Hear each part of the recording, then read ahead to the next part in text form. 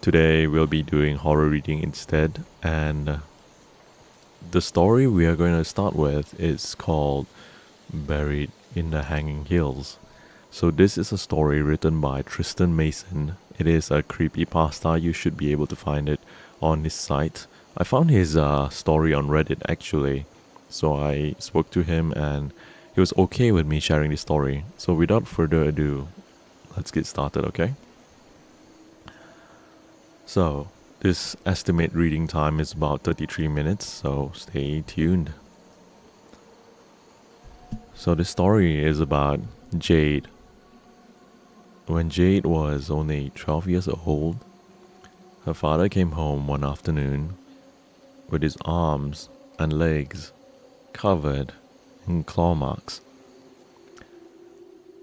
Jade felt confused and excited about his appearance. She didn't really like seeing her dad hurt. She wondered if he finally bought her the cat or dog she always wanted. He wasn't really good with animals either, and she figured it might have attacked him on the car ride home. To Jade's dismay, he didn't hug her like he normally would, nor call her his little troll. It was a nickname he gave her for the vibrantly colored hair extensions she always wore. He hurried into the bathroom and shut the door. Second time, this isn't good at all. She heard him through the door. I have to. Hey Kazuma, you're my work audio. Hey, thank you, Tabby, for the donation. Really means a lot. Thank you, and welcome back to the stream as well. Hi everyone. The rest of his words were muffled and eventually drowned by the sound of blasting water, all from the shower.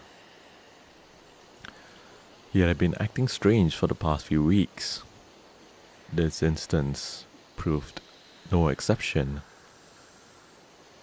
She wasn't particularly bothered by the late nights he spent at the office, or the number of business trips he took from some faraway state. When he asked her to stop calling her dad one day, and instead start calling him Frank, she knew something was seriously wrong. She loved calling Frank Dad, but Frank Butler insisted she was old enough. For a long time, Jade thought that this had something to do with a divorce, but now she wasn't really sure at all. When a few moments lapsed into a half hour, Jade decided to call her friend, Sasha, about going to the Hubbard Park, which was right down the street from Frank's house. Jade wasn't really supposed to use the house phone without permission, but she counted on him being in the bathroom for a while and had a few hours until her mom would stop by. Hello. Hi, Tabby. Thank you so much for the 5 roses, and thank you so much for the extra donations. I appreciate you so much. Alright. Enjoy the story. Hello, Lena. Okay. When a few minutes lapsed into half hour, Jay decided to call her friend Sasha. Wait, okay, I went through this part already. She cautiously dialed Sasha's number, listening for any changes in the sound from the bathroom. Hey Sash. Hey guys, thank you so much for the roses. Thank you. And thank you Reality for the follow. What's up, JD Bean? Oh god, that commercial is so old. You want to go to Hubbard? I guess. I thought you were with... What does he want to call him again? Frank. He's so weird. So weird. Sasha repeated, and laughing. Yes, I'll go. I got to go to the drama club at 4 though. See you soon. Jade left a note on the kitchen counter about her whereabouts and then headed into the garage to grab her bike. As she stepped into the concrete floor, she was surprised to find the interior vacant, except for her blue trek bike and a lone tool shelf.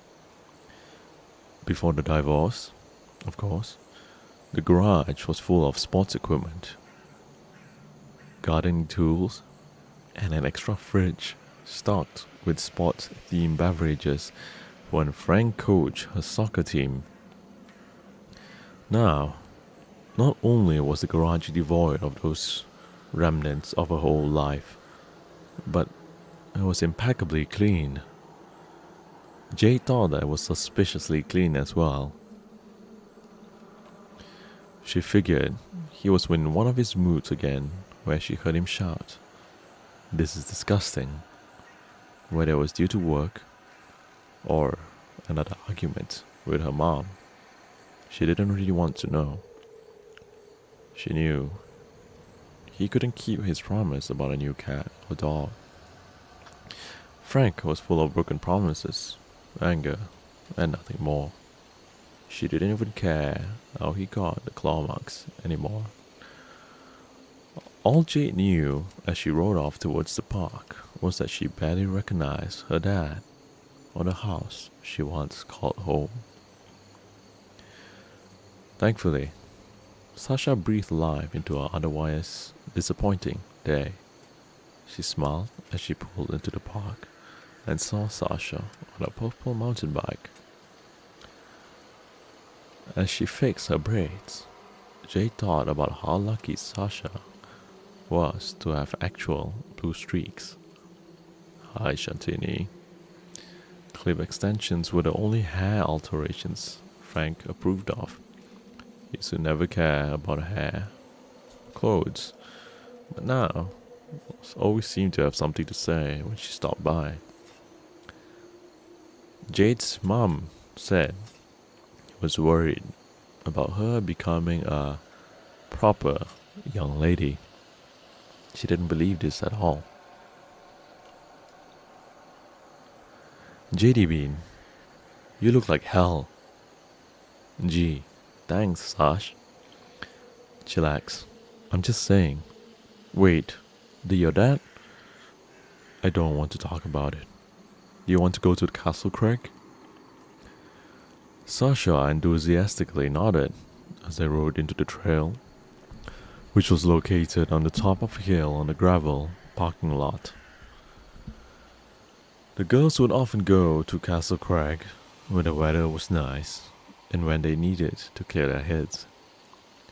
They loved the hike because it crossed a pedestrian bridge over a busy freeway, which was fun to look down on, and the views from the stone castle as well as the Trap Mountain Ridge. It was all magnificent. From those heights, the girls could see all of Meriden, which the girls loved but made them a little sad, as they would both be moving in a matter of months. Jade was beginning to wonder, however, if she'd be better off living further away from the man she's so used to call Dad. Did you hear about the two girls that disappeared last month? Sasha asked as they longed their bikes into the trailhead fence. They were from Kensington, I think. They went to Hubbard and never came home. Jade scrunched her nose, grabbing a long stick to hike with. I thought it was just a rumor. Are you kidding? It was all over the news last month. I don't really watch the news. Doesn't it worry you? Why would it? Your mom is talking about moving there, and so are my parents. It's pretty crazy. I heard girls from the Kensington disappear all the time. Hello, Doc. Hi, welcome. Sure, Sash, Jade said, still failing to see her friend's point. From now, they lived in Meriden. It would make sense to be worried now. This logic evaded Sasha. However, she was more and more inclined to rumors than logic. As they passed a few hikers and headed onto the pedestrian bridge, Jade couldn't help but feel annoyed by Sasha's stories about the missing Kensington girls. Jade felt a bit scared about crossing the bridge, even though it was completely enclosed by metal fencing. I'm serious, JD Bean. My older cousin told me in the 90s, 3 girls in a class went up there after graduation and they never came back. Your cousin, Alia, who does tarot cards and is a psychic. What's wrong with tarot? Nothing. Forget it. There's a dog at the end of the bridge. What's it doing there? Am I crazy? Or does it look like it's glowing? At the end of the pedestrian bridge stood a small, vaguely short-haired black dog. They couldn't really see its face as it was sniffing something on the ground. For some reason, as it panted, the dog looked quite blurry. Jade rubbed her eyes, thinking it was her contacts, but the blurriness remained.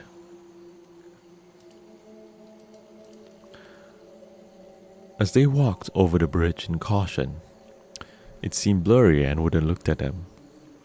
The dog wasn't fazed by the girl's loud footsteps or the booming traffic below. Jade could almost see the glow that Sasha mentioned, a small layer of fog circulating its body.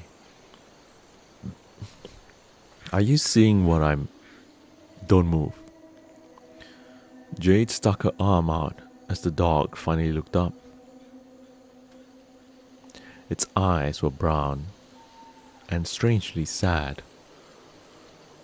The dog opened its mouth to bark, but no sound came out.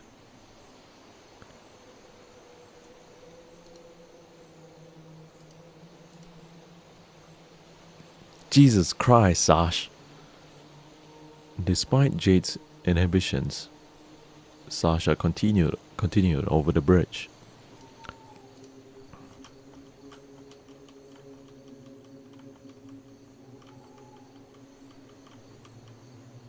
One second.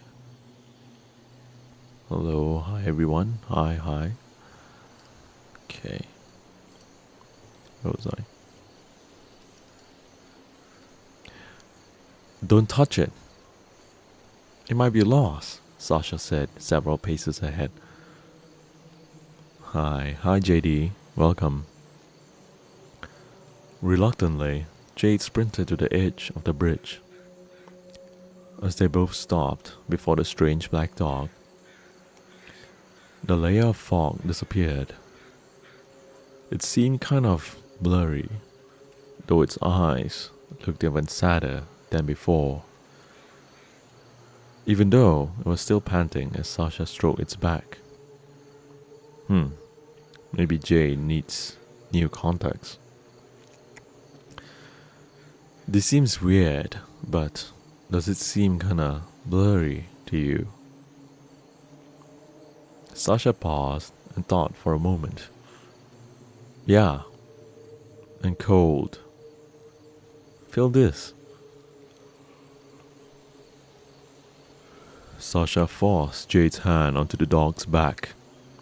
It seemed really cold, as if it had just stepped out of a walk-in freezer. She couldn't make sense of the blurriness either. The dog was sitting right in front of them. She remembered the Photoshop program used in computer class and how her teacher taught her how to blur objects. But none of this made sense. Images could blur, but not real-life animals. Whether it was the dog's sad brown eyes, or its thin black fur, or the short wagging tail, it didn't seem like a complete animal. This makes no sense. Jade took her hand off the dog, looking up at Sasha's still excited expression. Let's get out of here and continue up to the top. Maybe its owner is nearby. I don't know. We can't leave it. Huh, I guess you're right. Jade and Sasha took a few steps off the bridge and then onto the trail. Even though Sasha happily patted the dog, Jade, on the other hand, didn't want anything to be near it. The more she looked away, however, the dizzier she felt. When glanced up from the dog, she said something that Jade couldn't hear. Her words were muffled, almost distorted. She felt increasingly lightheaded and weak, falling backwards down a leaf-covered dirt hill. As Jade rolled over a few jagged rocks, she began to panic. She felt too weak and to move her body and then break a fall. She braced herself as she rolled just feet away from oncoming traffic.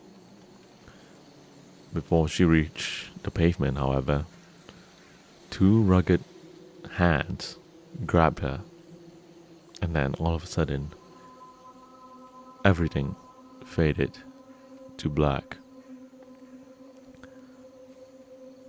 Hello, hi everyone. Okay.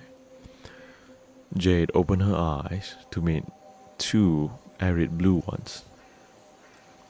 She recognized the thick blonde beard and plaid shirt that smelled like Mentos.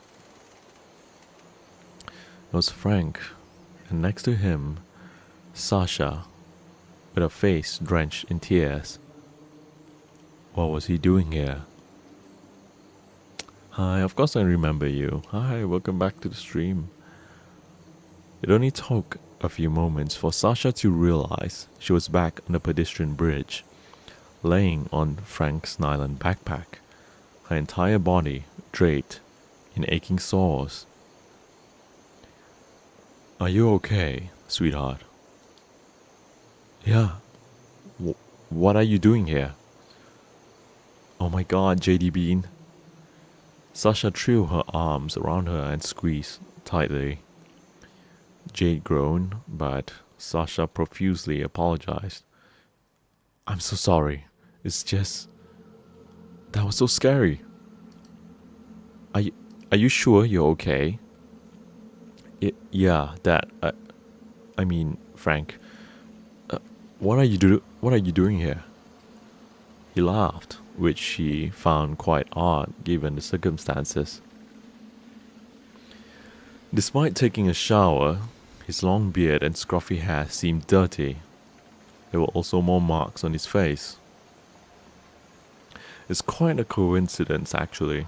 I was heading down to the hardware store and pulled to the side of the road because I blew a tire. Hi Skyren. I saw you playing Reina just now a bit. Welcome to the stream. I heard a loud noise coming down the hill, and that was my little troll.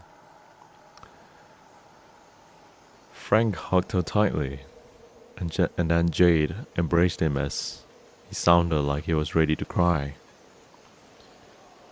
Honey, you have to be careful when you hike. You know this. We tried, Jade said. But we saw this little black dog, and I felt really dizzy. I'm sorry, Dad. Today, what breakfast did I eat? I didn't eat any breakfast. Thank you very much for asking, though. I had a really, really nice lunch. Yeah, it was really cute, but it looked weird, Sasha chimed in. Frank's expression grew stern as he raised his hand to stop them. Did it? Did it see you? They nodded simultaneously.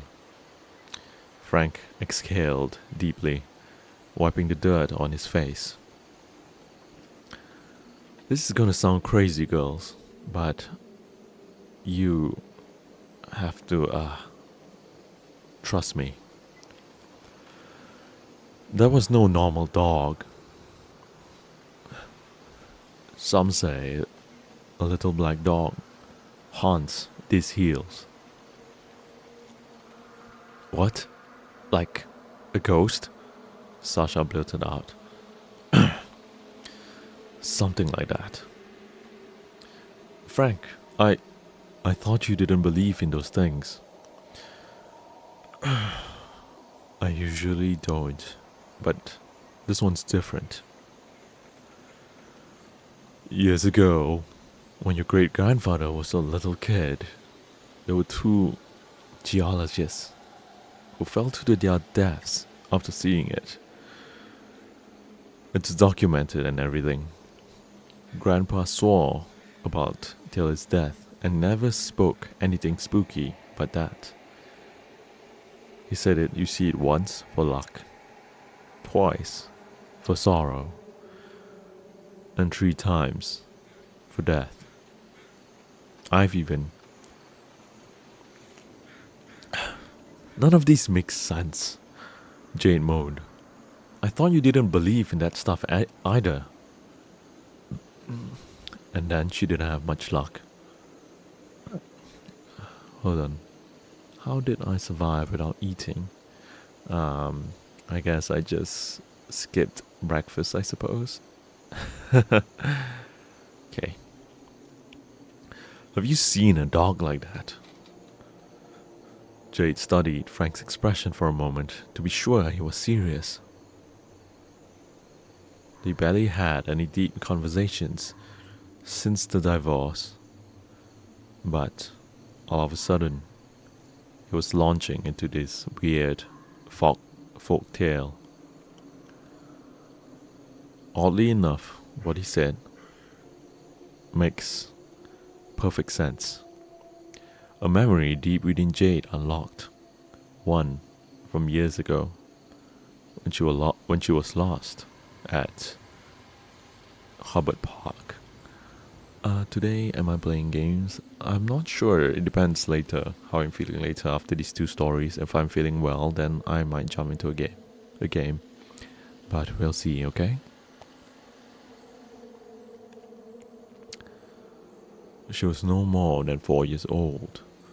She felt scared until she saw a small black dog standing by a tree. It stayed there until her parents found her. Why had she forgotten? Then again, she had forgotten a lot over the years. Yeah, I think so, Jade muttered. Then you must never go back, her father said sternly. You were lucky this time.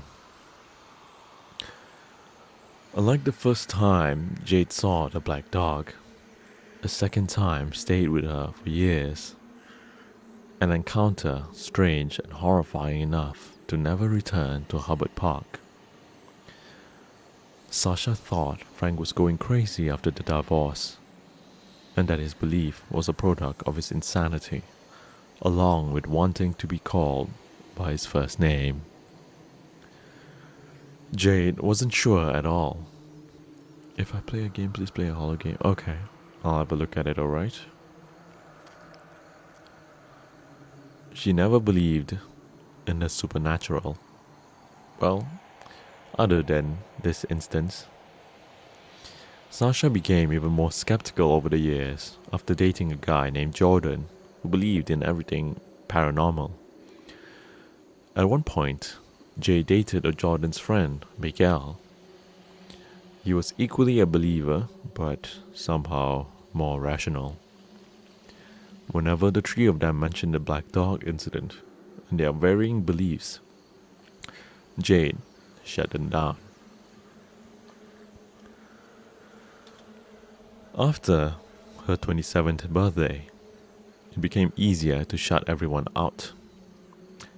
She broke up with Miguel and moved into a house in Winstead with Colt, her slightly effeminate college roommate.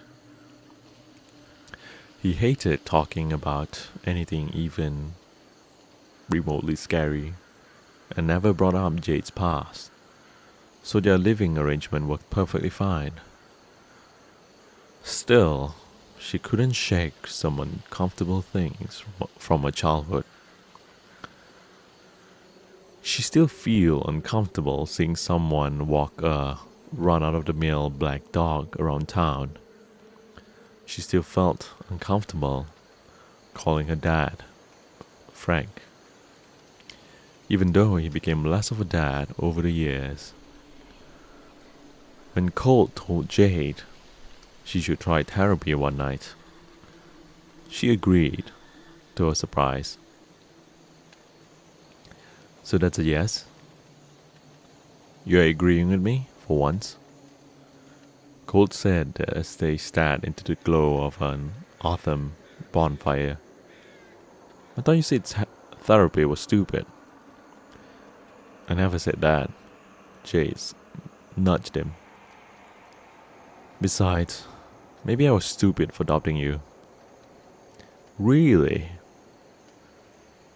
Yeah, I mean, it hasn't always been easy. Colt smiled and they leaned into the fire, admiring the glowing embers and brisk September night. It almost made Jade forget that her ex-boyfriend and, well, financial troubles. Something deeper troubled her though. It had been 15 years since her encounter with the black dog, and her even creepier encounter with her dad on the side of the road. In those years, he never warned her about the black dog again.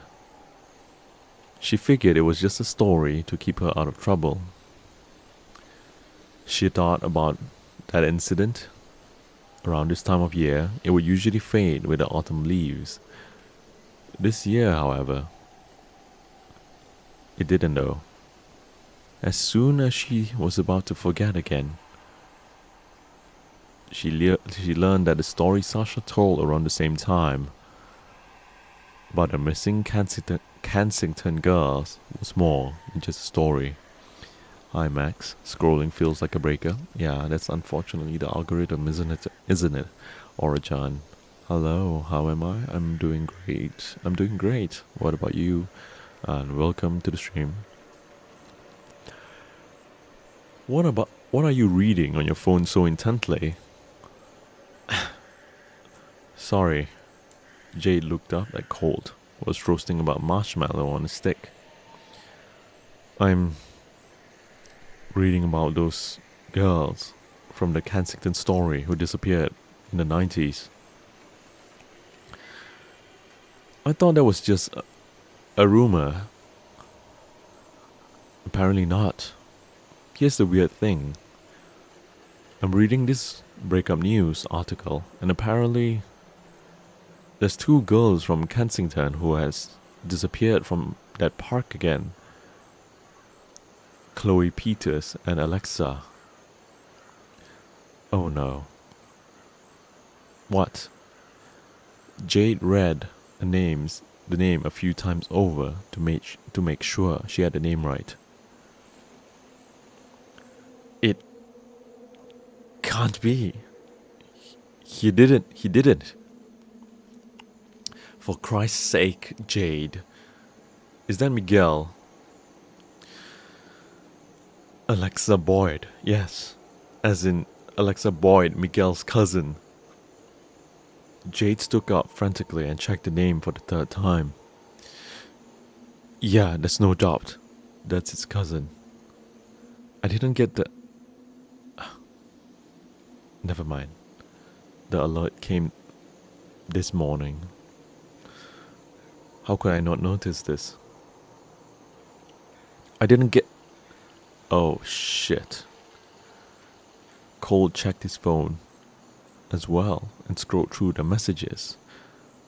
I didn't see it either, but the alert came earlier today. Chloe Peters and Alexa Boyd. Two 12-year-old girls from Kensington, Connecticut, disappeared around the Hubbard Park on a Thursday morning. Do I know this song? Yeah, of course, Bruno Mars and Rose. I know. That was a little over 24 hours ago. Fuck. Jade ran her hands through her hair and started shaking. How could he not tell me? You've been broken up for a month. Why would he? You don't understand, Colt. I knew his family. I loved them. Have you talked to him in a month? No, not really. What do we do? Colt sat back down on his lawn chair, and Jade frantically scrolled through the article for the fourth time, just to make sure. What can we do?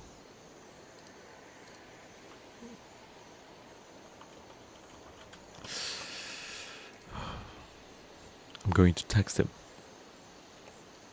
Don't, please. I have to. I knew Alexa. I loved her. She was like his little sister. Well, like, not literally, but still.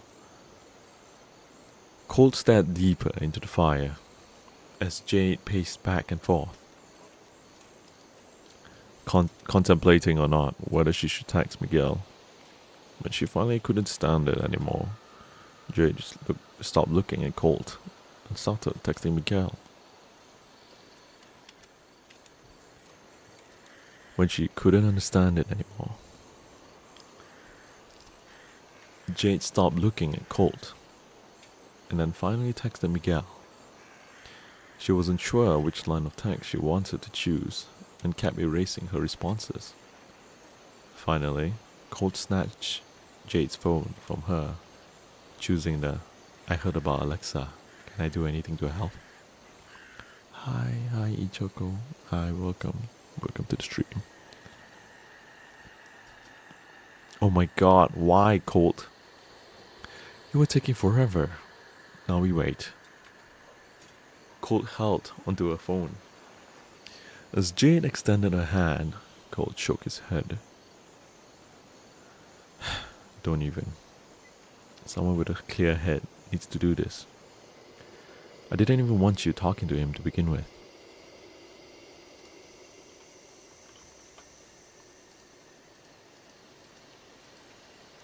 Okay, princess, Jade said, sitting back on her lawn chair. Have it your way.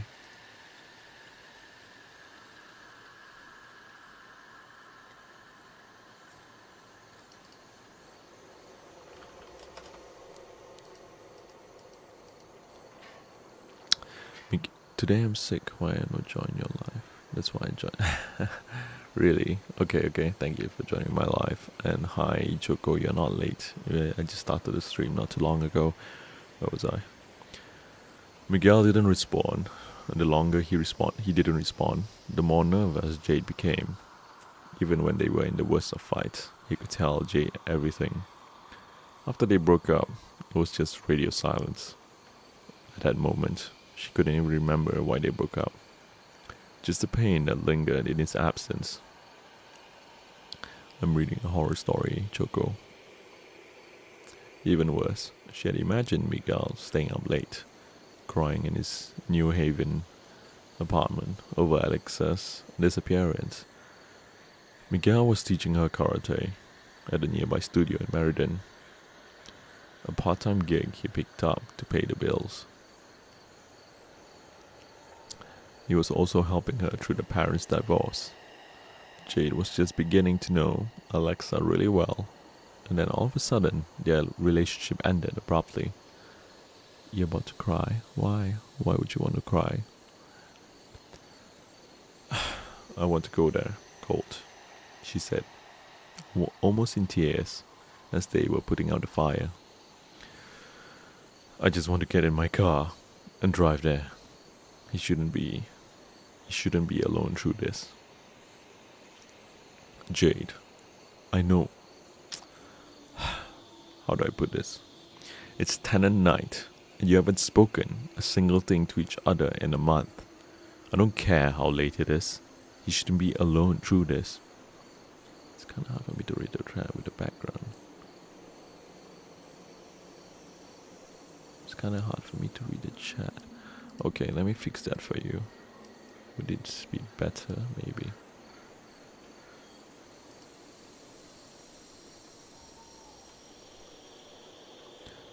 Oh, I'm so sorry to hear that. That is a very, very tough situation to be in.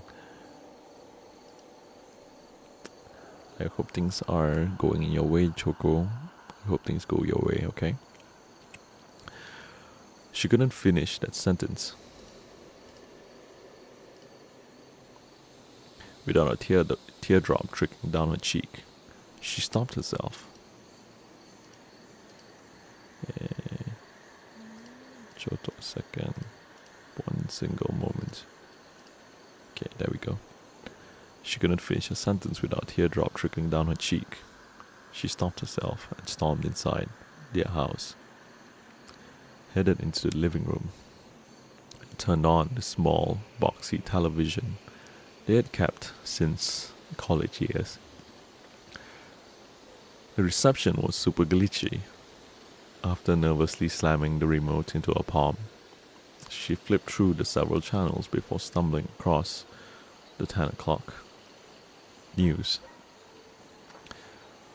She waited anxiously as a female reporter brought up their featured story. Hi, Fiera. Hi, everyone. A tragedy in Meriden, Connecticut. Anne Naveen proclaimed, locking eyes with the camera. Her well-dressed co-anchor, Dan Patricks, looked on stoically as footage of police and a search and rescue team patrolling Hubbard Park rolled across the screen. 12-year-old Kensington girls, Chloe Peters and Alexa Boyd, disappeared on their way to Hubbard Park this Thursday morning. An Amber Alert has been issued, and the police and locals have engaged in a non-stop search for the two girls. Jade and Colt looked on, helplessly as the anchor interviewed an older couple in the park. The text at the bottom of the screen made her stomach uncomfortable. It says, "The search for missing Kensington girls underway."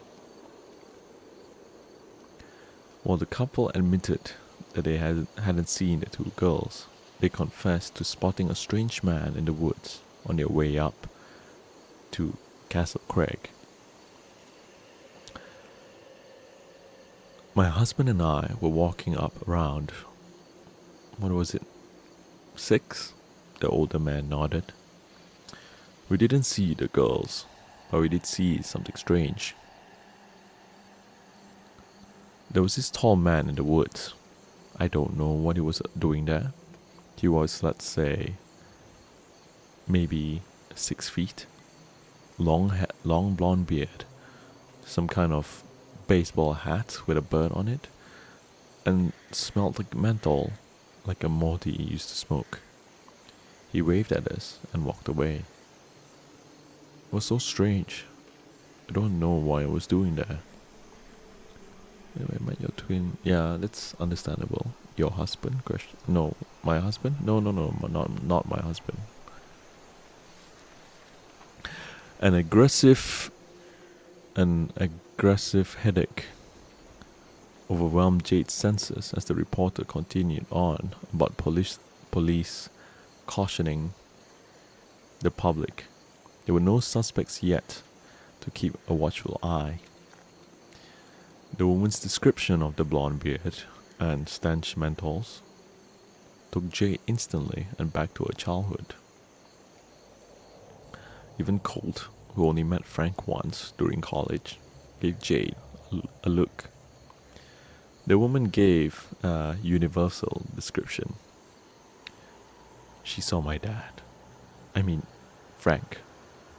I was about to say, what the hell was he doing in the woods? Maybe he was looking for something. The timing just seems weird. Well, Frank's a weird guy. With those words, the conversation faded to silence as the news story changed to one about a local sports team changing its name.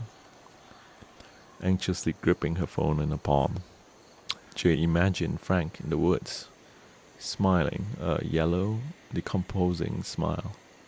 An awful smile crept underneath her skin and kept her awake some nights, especially when she remembered the weird ways he came home.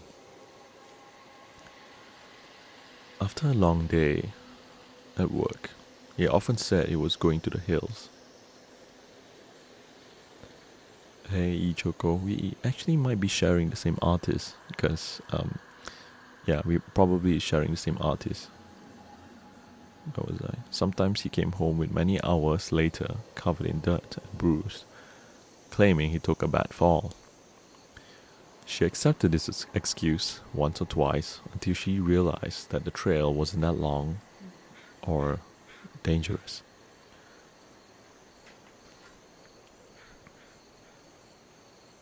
Well, Otina, I'm glad you're enjoying yourself.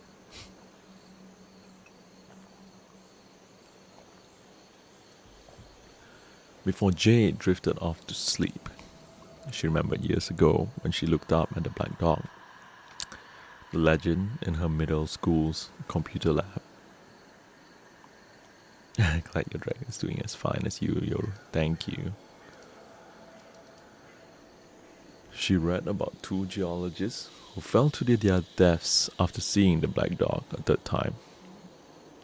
She couldn't remember their names, but was stunned by the legitimacy of the source. Still, she didn't remember herself experiencing any sorrow or any luck. Many years before she saw it for herself. When she saw it for the first time. Just as she slipped into a deep, uncomfortable slumber, she recalled Sasha telling her that the dog attempted a voiceless growl at her dad as they walked back up the hill before scampering off, leaving no footprints behind. Come to think of it, dogs typically growled at her dad when she saw them. When Jade awoke the next morning, she had thought dancing on the tip of her tongue, and Colt knew exactly what it was. As she entered the kitchen, Jade blurted out, "I think my dad might be a serial killer."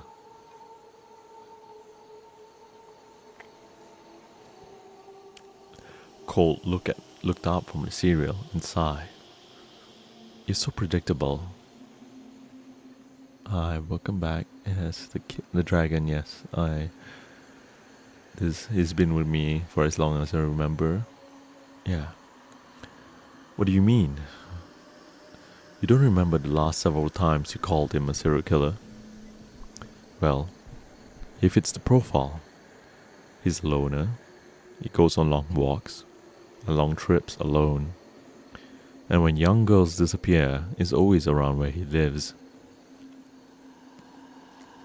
I knew you'd say that. One description about your weird dad on TV, and all of a sudden, it's too coincidental. Him being in the woods. I don't know. Take a smoke? On the day the girls disappeared, So what? He lives right near the hills. And what about his weird black dog story? A day he just so happened to see me on the side of the road. Seems like a misdirection. Yoru, I need to go now. Sorry, I can stay a bit longer today. It's okay, Ichoko. Take care, okay? You have a good night and take care of yourself. Goodbye. No, I don't know. What do you mean? It's just weird to say this at a weird time. The dog was blurry and made no noise when it barked. What does that have to do with anything? Everything's blurry when you remember about your childhood. Look, I love you, but it's almost like you want him to be a serial killer. This gave Jade pause, until Colt pointed it out. She hadn't considered how often she had mentioned her dad's serial killer vibes, or her uneasy encounter with the black dog when she was young. Her friends, especially Colt, were probably sick of it. 15 years had passed without her discovering any proof for her accusations, or any more idea about what significance really, if any, her encounter with the black dog held. I can't believe I'm gonna say this, but would you like to go to Hubbard Park today? She nodded enthusiastically. I'm not sure what we can do. Maybe I might give you some peace of mind. Maybe we can help. I'm not sure how, but okay. After finishing their breakfast, they put on their barely used hiking shoes and Colt drove them to the Hubbard Park. On the way there, Jade kept refreshing her messages, hoping for any sign of Miguel. She even deleted several messages in hopes that they would be delayed, but hope, like anything else, was futile. Instead, she stumbled across an article in which a woman named Haley insisted that the disappearance of Alexa and Chloe was connected to her friends Krista and Eve in the late 90s.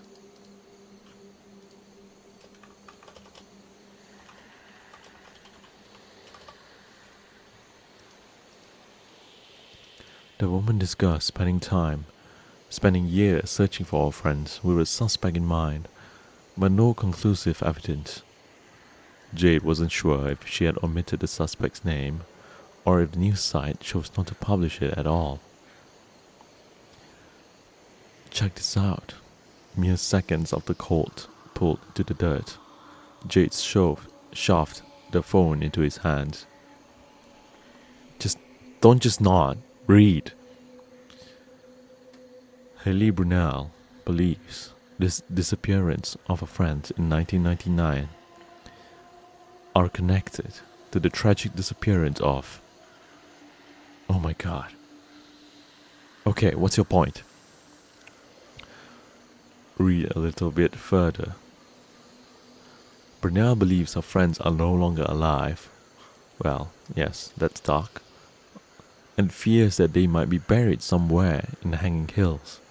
Authorities state that there's no reason to believe this at this time, and will continue their search for Alexa and Chloe. I believe her.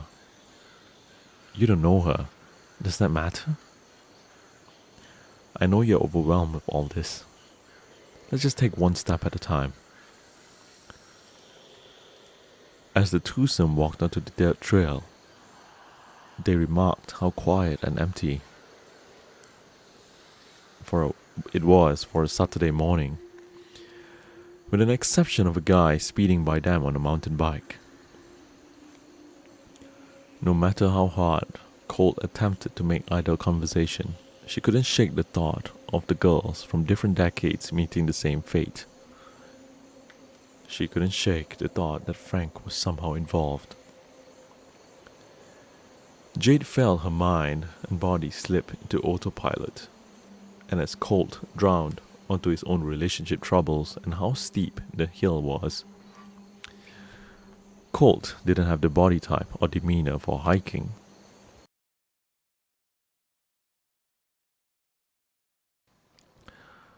So they took a short break halfway up the hill.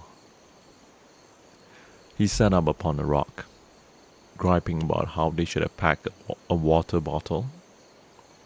She paid no mind to his banter as she saw a figure standing on top of the trail that stopped abruptly at a winding road. She could recognize the wavy, shoulder-length brown hair, slightly muscular build, and well-worn Nirvana smiley t-shirt from anywhere. He was staring at something across the road. Miguel. Jade felt the trembling intonation of her voice as she met her surprised but despondent expression. Sorry, didn't mean to scare you. He shook his head and gave a faint smile. Hey guys, I'm sorry I didn't return your text. I've been out here for hours. I'm so... Miguel raised a finger to his lips. No offense, guys. I don't want to hear any of that right now. I've heard too much over the past 2 days. Look, we're here to help.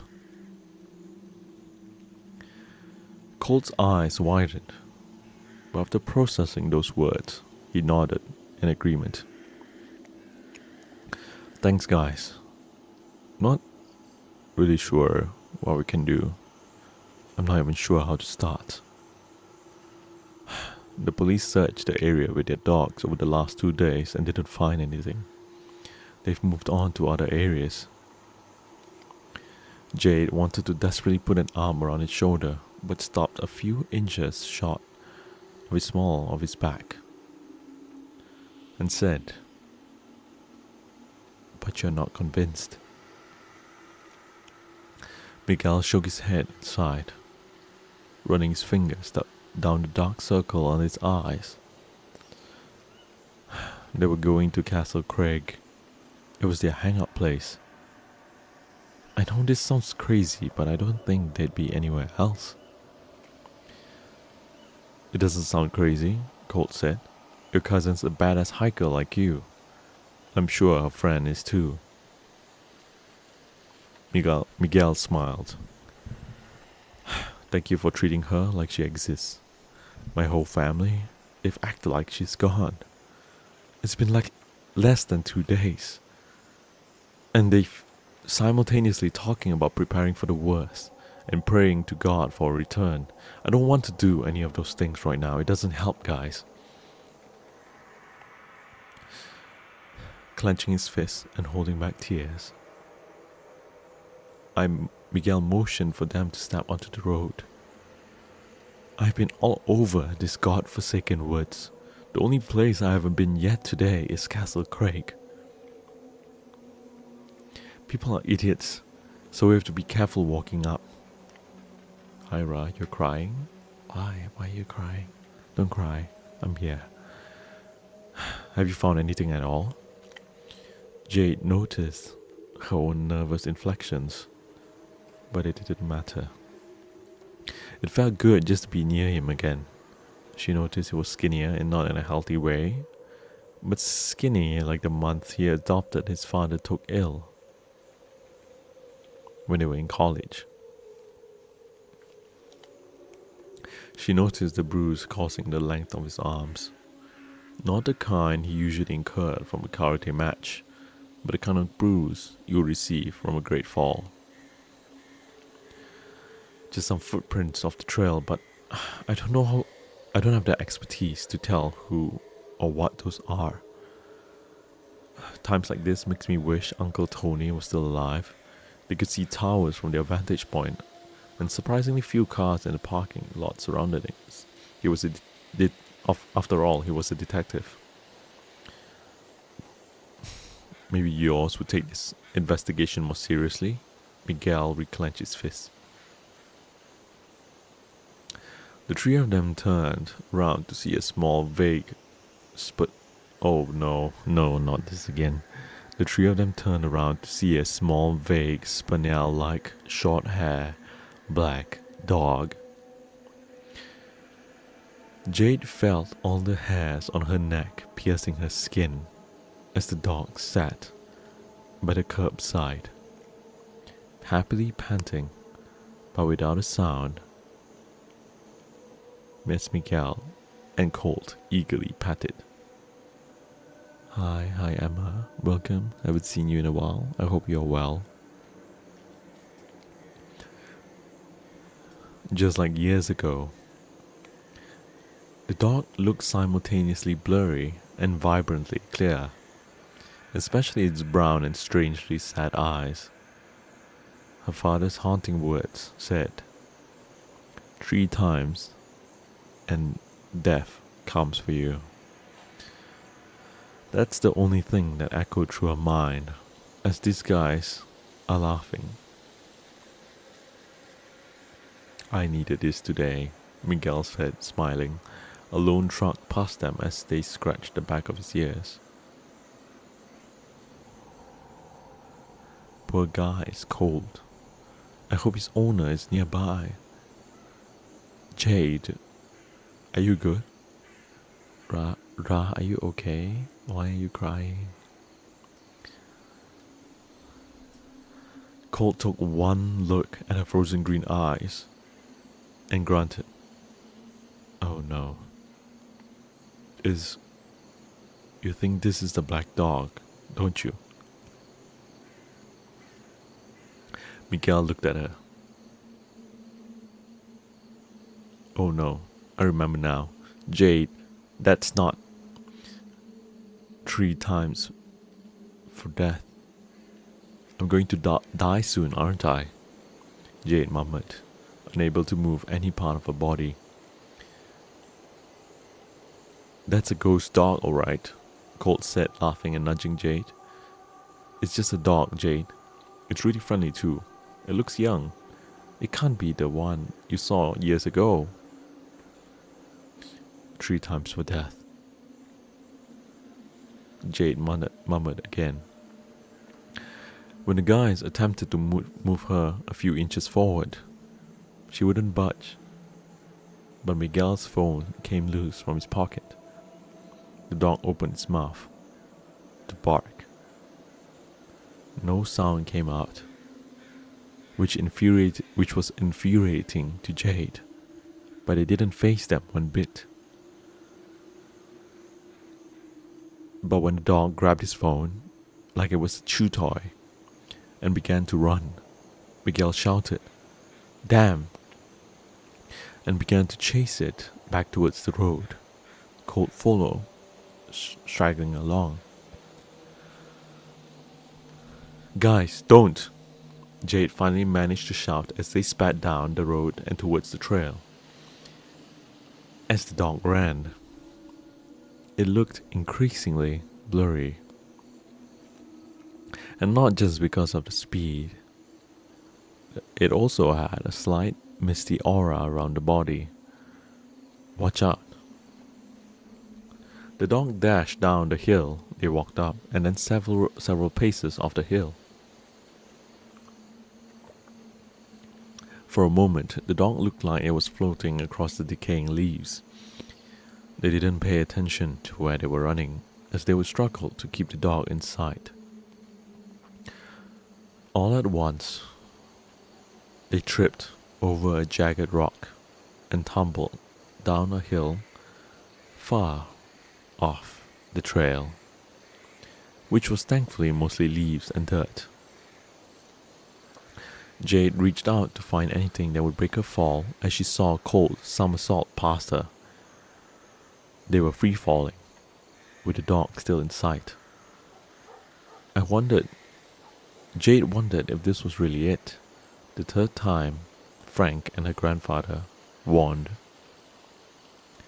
Perhaps she would face the same fate as those geologists. perhaps she falling into a dark and terrifying demise. Just before she thought of praying to some deity she wasn't sure she believed in, she stopped rolling. Hi May, welcome. Miguel was the first one to stand up, shouting before bending over to help out Jade, and then Colt, who was almost pulled over. They each checked each other's first for any broken bones. When they were satisfied that they were bruised but stable, they spotted the black dog in front of a shovel, staked upright into a mound of dirt. Miguel's phone lay on top of the mound. When he reached for it, he saw the dog grovel at the shovel, but like it's panting or barking, except without a sound. Oh my god, that's a gravedigger's shovel. A really old one, too. My grandpa brought one of these home from a crime scene once. That's so eerie. Miguel reached to grab the shovel, but Jade gripped his wrist. What? What is that? I think we're standing on a burial plot. They jumped back a few paces. The mound of dirt was outlined in a near perfect rectangle of what's 5 feet in length and maybe a couple in width. There's a human body under there, Jade stammered. She was certain enough to make that claim, remembering her late uncle's burial years back. We've got to find our way out of here and tell the police. Jade was breathing heavily when the dog rubbed his head against her leg. Hesitantly, she looked into his sad brown eyes and touched his frigid back. She was certain this was the same dog she'd seen years ago. Why it wasn't invisible like a ghost? She wasn't sure, but it didn't seem scary or menacing one bit. Despite how young and short the dog looked, its touch indicated it was an old soul, one that lived perhaps countless lifetimes.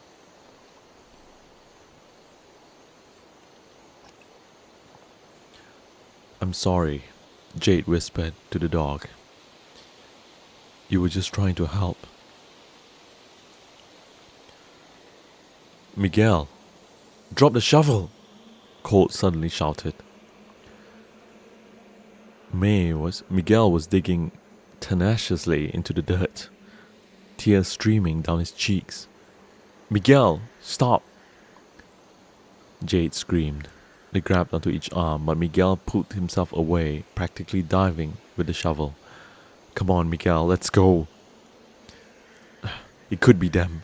It could be. The tree toppled onto the plot and covered their ears. A sudden crack or bang pierced the air. Miguel looked fearfully over his shoulder as the bang repeated a few times.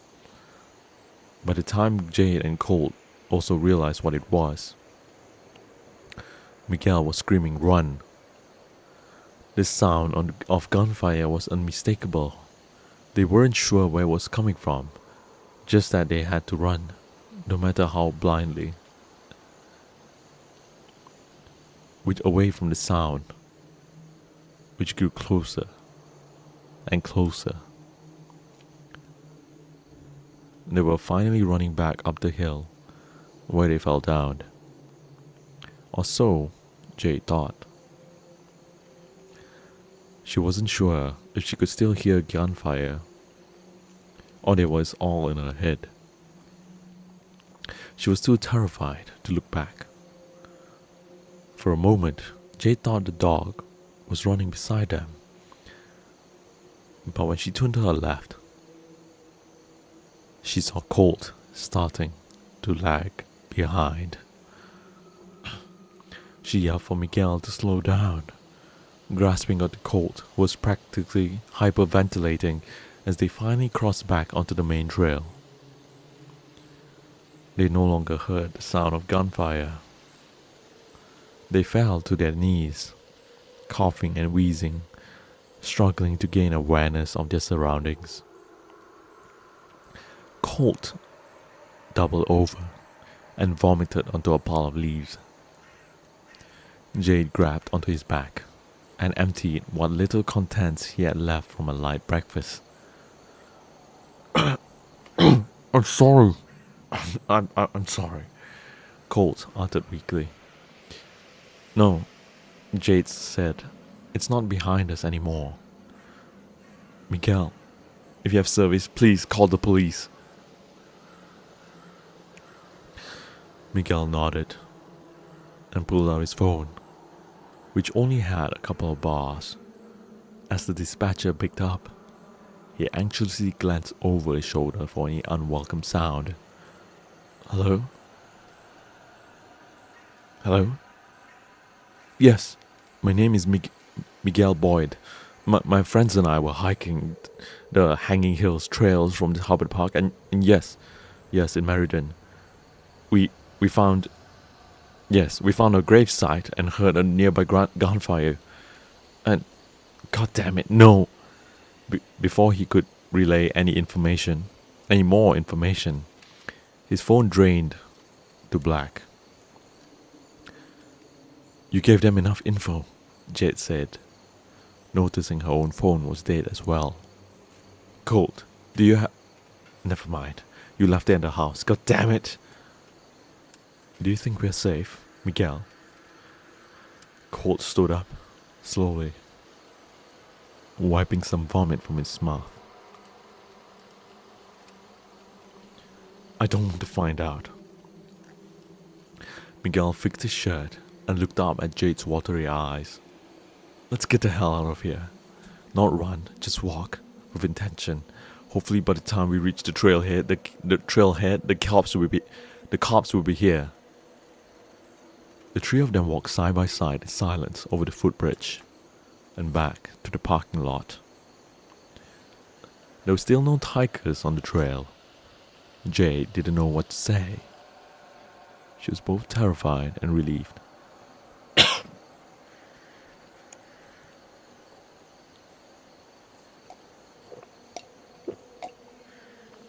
The dog she feared all those years was nothing to fear at all. She wasn't sure if it was a spirit or some type of immortal entity, but it wasn't the evil creature, Frank, or the countless individuals that encountered the dog that made it out to be. If anything, it wasn't angry at the people who saw it for a second at the time, but it was trying to seek help. Something far more evil lurked within those hills. The black dog was warning of that evil. At that moment, Frank's fears all those years seemed to infinitely less likely to relate to a curse or legend. When they reached the trailhead, a single police cruiser sat idling in the parking lot.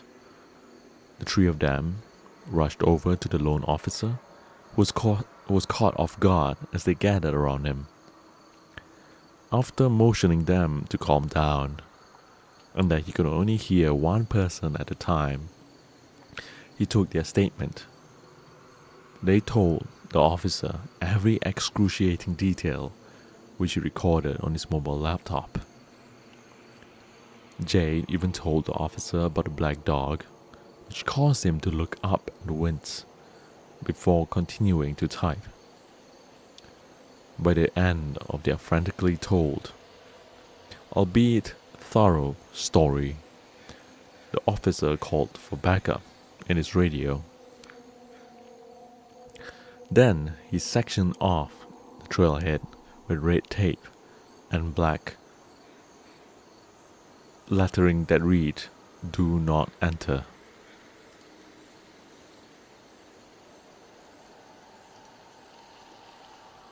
What was it? The mere words caused Jade's heart to jump. We're going to close the trail to the public today. The officer said, we've received a few more phone calls about the gunshots and we're going to follow up on this. We'll call you if you have any additional questions. You'll be hearing from us within the next few hours. Here's my card. Tomorrow am I gonna do live? If I have time, I might be going live at night, but we'll see, okay? Yes, the dragon. Cute, right? Okay. Okay. Where was I? Why wouldn't he ask us to show him the burial site? Miguel said gruffly as he opened the door in his beat-up Camry. Keep your voice down. He said he'll follow up with us, Colt said. Do you want to go back to our place? Jade said softly. Thanks, but I have to make some calls to my mom and aunt. I'll catch up with you guys.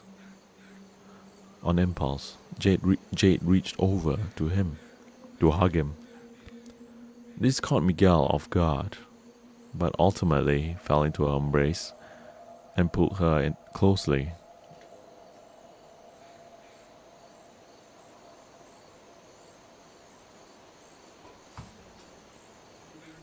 At that moment, all the anger and pain that lingered in the breakup subsided. She was just glad it was there and safe. She didn't have to ask how he felt the same.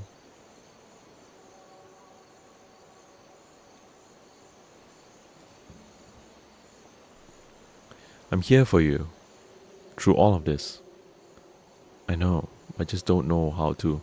Yes, I know, Hana, my VTuber app crashed again. There's something wrong with my net, actually, guys.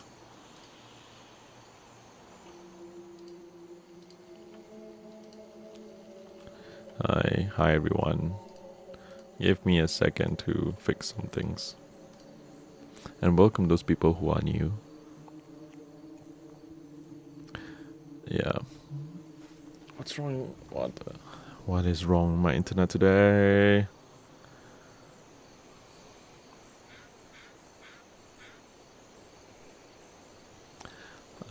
Give me a moment.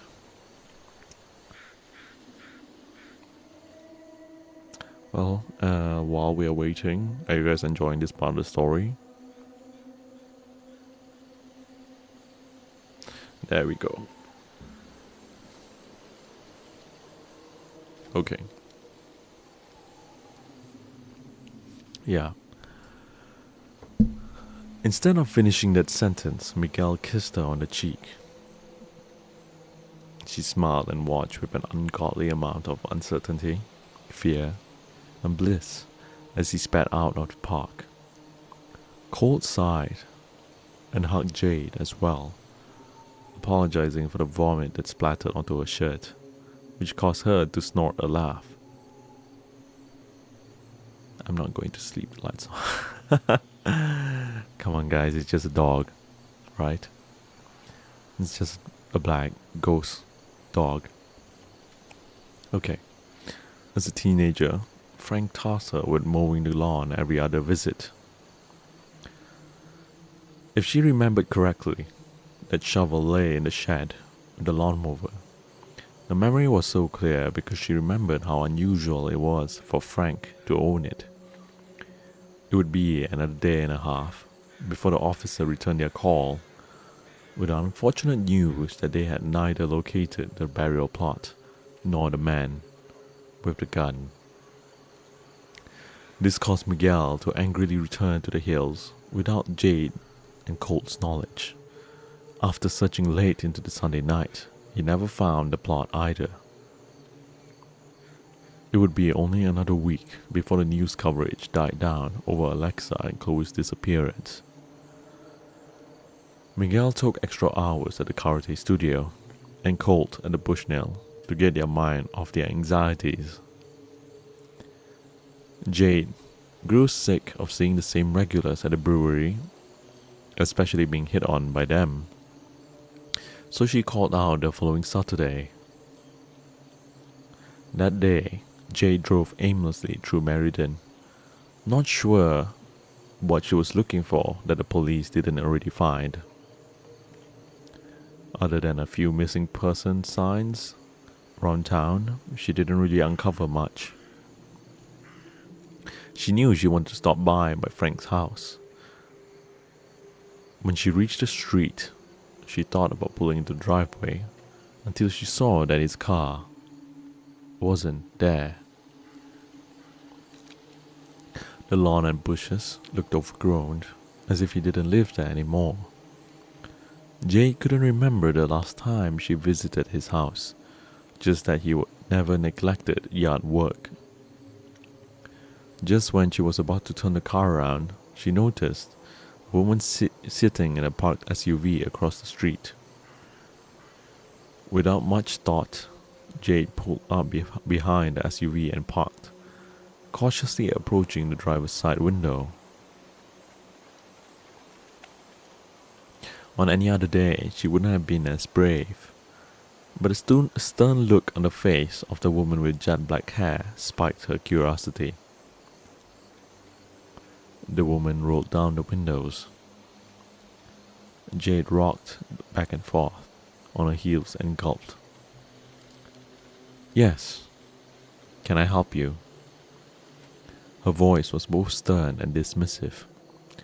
"I already told the other neighbor that I'm not fucking leaving until the cops come."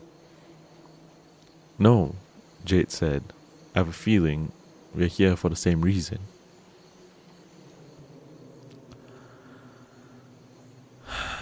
"Yeah, what would that be, honey?" The woman was probably in her late 30s, but her vast crow's feet made her appear much older. On her lap lay a pair of sunglasses and a stack of photos. "You one of Frank's whores or something?" "Well, I got some news for you, honey. I'm his daughter."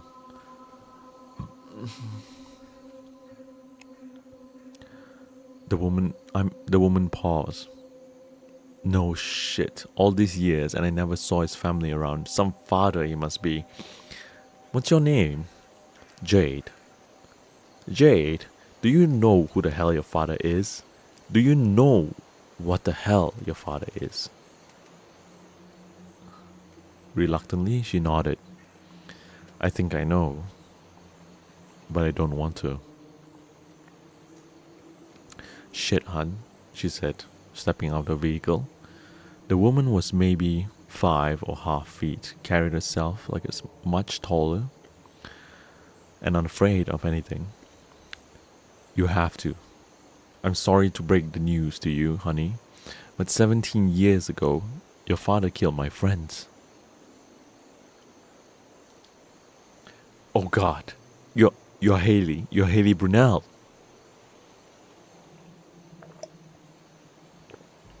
Jade felt her whole body go numb. She never thought she'd have her suspicions confirmed all those years later. All those times she half-jokingly told her friends about her dad's serial killer vibes were no joke at all. She didn't have to ask for proof to know that Haley had it. She felt a weird mixture of total nauseousness and relief. "You've done your homework. Good for you. I've been following him for so many years. Is that why you're here?" She nodded, glaring at the house. "He hasn't been here for at least a week, maybe longer. I'm sure he had taken off since that news report broke. But I'm sorry, I need to sit down." She felt the world spinning rapidly, and her entire body was growing numb. Haley knelt down by Jade as she cradled her head in her hands. "I'm sorry, Haley. I'm so sorry." "You have nothing to be sorry about," she said. "It sounds like you've known about him." I thought I did. Jade looked up, her face drenched in ugly mess of tears and sweat. When I was a teenager, he started acting really weird. He divorced my mom and cleared out his house. He also took really long trips and asked me to start calling him Frank. Yes, I'm reading a story. Welcome, Alexander. Haley paused. You didn't know this, but Frank had been stalking us for months before he died. We used to go to Hanging Hills all the time. He found us on the trail one day and told us that tired black dog legend. I'm not sure what the hell he was doing there, but he saw us on the next several trips. He told us how pretty we were and, well, I'm not sure you want to know more. I do. That's disgusting. He told me the same thing. I feel sick. Did you call the police? Feel everything you need to. It's a lot. Yes. We did. They didn't even take us seriously. After they disappeared, I remember angrily pounding on the door. I screamed at him. Told him he didn't deserve to be alive. And he didn't deserve to be a dad. Oh my God. He filed a restraining order against me and my family. I haven't found anything since. Any more evidence. But I know. Are you an investigator? Haley chuckled, glancing over her shoulder for cars. Just a very pissed off single mother now. I forgot to ask, what are you doing here? You probably think I'm crazy. Try me. My friends and I were looking for those girls we saw in the black dog. It's hard to explain what it is. It's not a ghost, but kind of blurry when you see it and cold to the touch. Anyway, the dog led us this burial plot with a long shovel staked in it. Hello, Memento Mori. Welcome to the stream.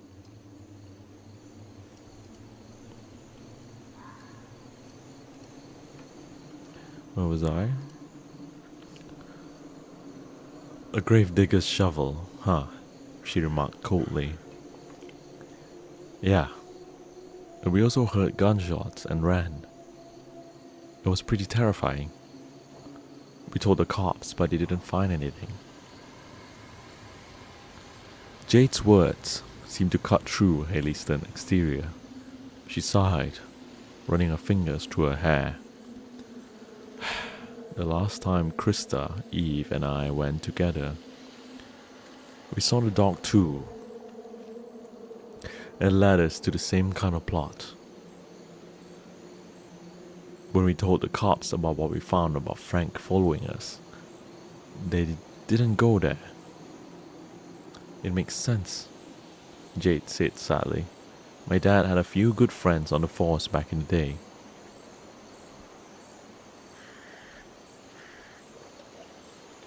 You never answered my question. What are you doing here?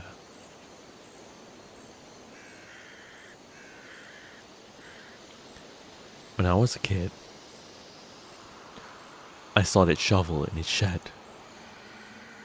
I wanted to see if it was still there. We can go look. We just have to watch out for the neighbors. They crept across the street and into the tall grass. Jade peered into the window, while Haley scaled the side of the house. The interior was completely vacant, save for a lone unplugged lamp on the hardwood floor. Jade scrambled to the side and noticed the garage was vacant too, and the windows were collecting the cobwebs. As they entered the backyard, she could see the single hung window, that the kitchen was completely stripped off of its appliances.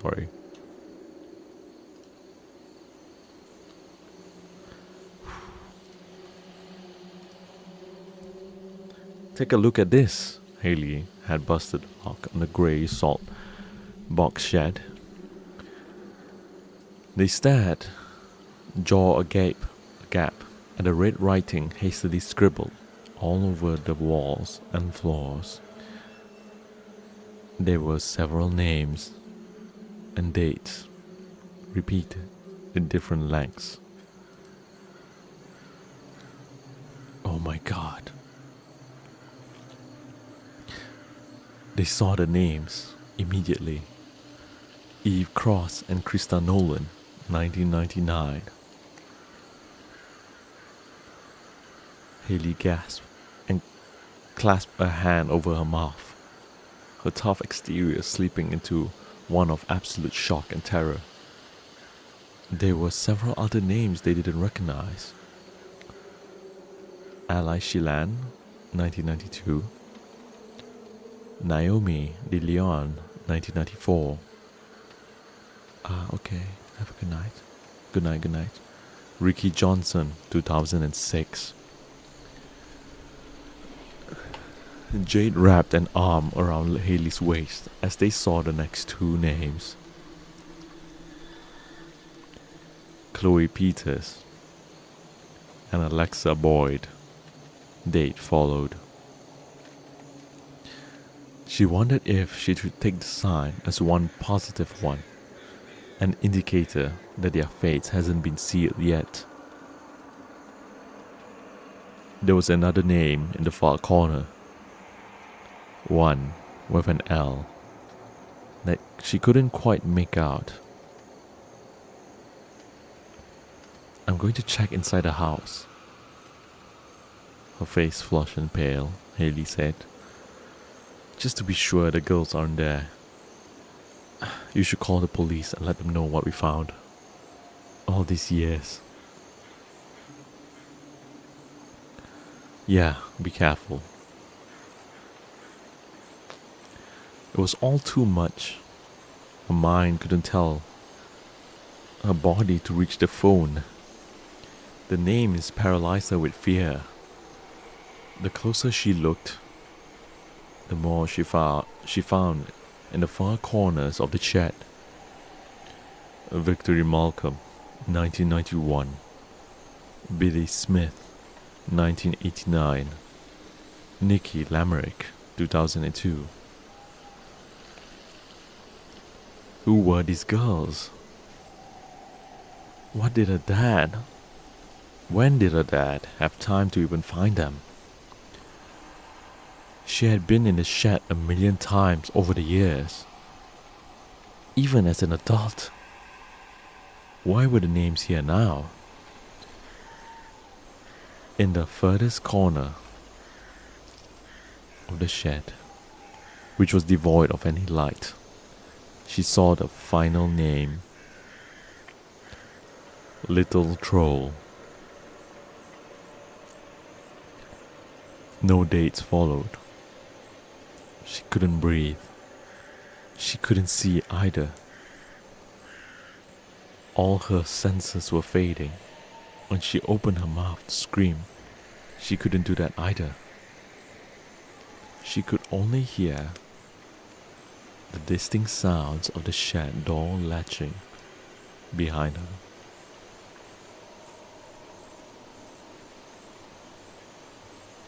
The darkness was utterly disorienting. She felt herself slip into a deep, panicked and nightmarish slumber. The slumber felt like an eternity of being unable to breathe. Through the darkness, she could see faint images of the girls she never met. Billy Smith wore a blue and green sequin top. When Frank stopped her on the footbridge, claiming he had lost his daughter, she was skipping school, which she was failing anyway, and eager to help.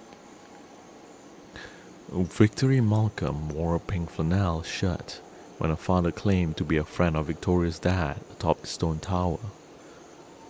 She thought she knew all of her dad's friends, but he seemed nice enough and claimed to play basketball with him in high school. Eve Cross and Krista Nolan were wearing the new silver chair shirts they purchased at the concert the night before, when Frank told them at the trailhead that he was a roadie for the band.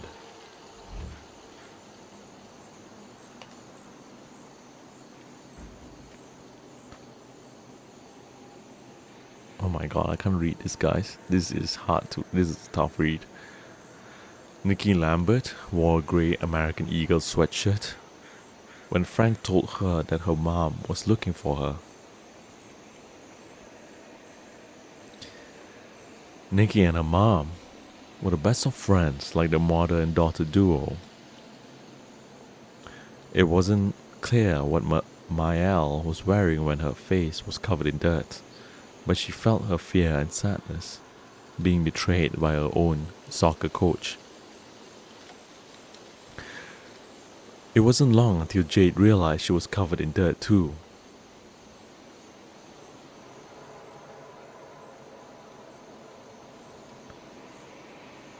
What the hell? Hold on.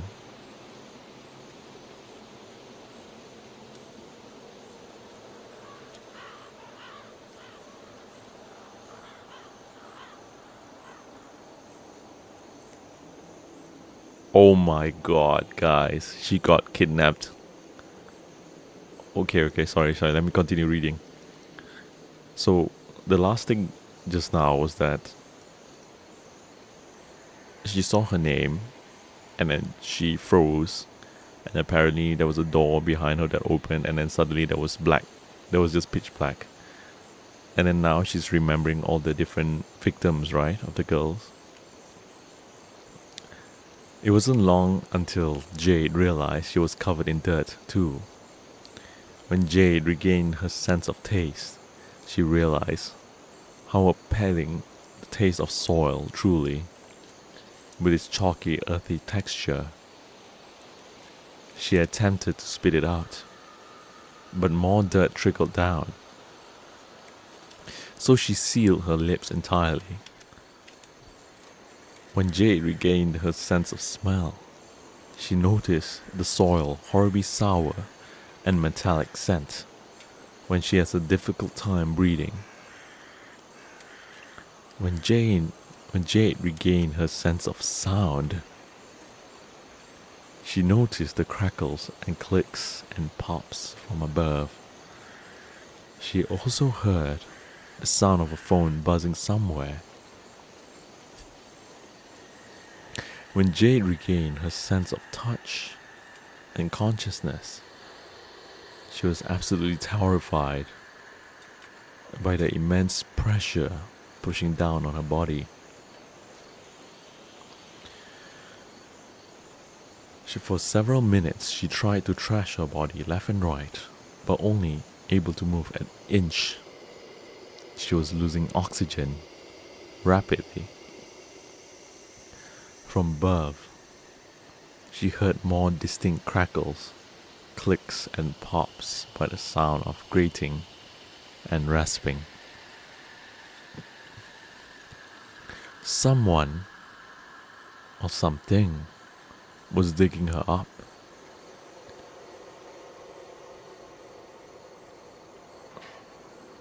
Yes, so it wasn't the spade of a shovel. Its movement was still rapid, but yet more gradual. She watched the dirt flick upwards in small chunks. When her nose and mouth were unearthed, she realized two small black paws were doing the digging. When the paws had removed enough dirt from her body, she used all of her strength to force her body upward, using what minimal arm strength she had left to crawl out from the grave. The black dog bit onto her sleeve and helped tug her the rest of the way.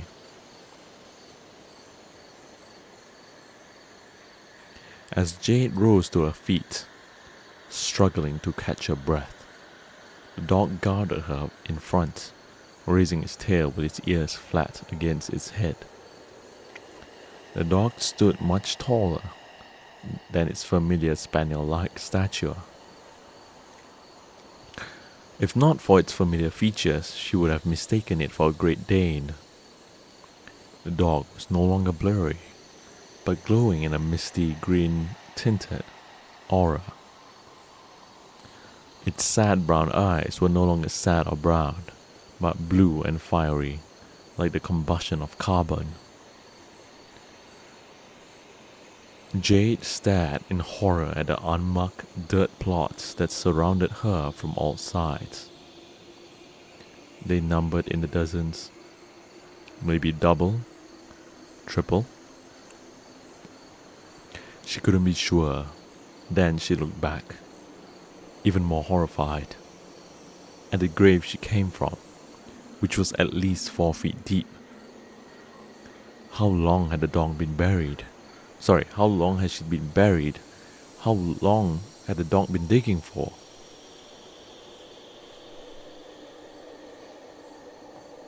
She, all this time, seemed to have eluded her. She knew she heard her phone, but couldn't find it. She knew not to run, with the dog guarding her, moving with every direction she turned. "Thanks, buddy," she whispered. "Should we?" As she says that, just as she was about to move, the smell of menthols overwhelmed her senses, the same way it had for many years. From between the bushes, her father, a frailer-looking man that she remembered in torn flannel, appeared, carrying the gravedigger's shovel in his hand.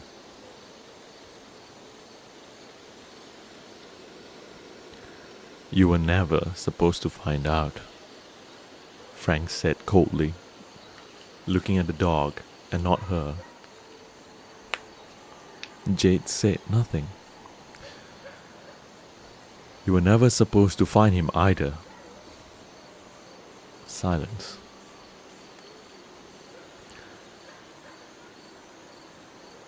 She stared blankly in his arid blue eyes, as if she was daring him to strike. She was no longer afraid of the man she stopped calling Dad long ago. "Is this the third time you've seen him, Frank?" With these words, Frank's arid eyes widened. His pupils dilated. He attempted to lunge forward, drawing a small grey pistol from a concealed holster. But a black dog leaped and tackled him into the grave. Frank unleashed a blood-curdling scream. The scream lasted mere moments before gnawing and gurgling sounds took its place. The sounds turned to ones of crumbling as a mound of dirt collapsed into the grave. After the dirt collapsed, she heard the collective screams of Frank's countless victims escape into the atmosphere. These weren't screams of terror, but cries of freedom. Cries for the monster to stay buried forever, every inch of his evil being rotting into the earth. The dog jumped from the grave into a nearby pile of leaves, its stature morphing back into a spaniel form. It took one last look at Jade. Its eyes, now a bold shade of brown, and drifted into the woods.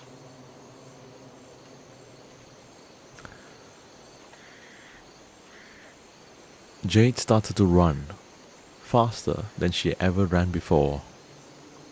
Somewhere in the distance, she heard people screaming her name. The closer she ran, the more distinct she could make out the voices of Colt, Miguel, Haley, and possibly Sasha, though she couldn't be sure. Then another female voice called her name that she didn't recognize at all. Jade lost all senses of where she came from, but at least she knew the direction she needed to run. Somehow, she also know a black dog wouldn't let a single soul be buried in Hanging Hills again. Okay, that is the end of the story. No, the dog howling is part of the BGM. Yes, correct. It's part of the BGM.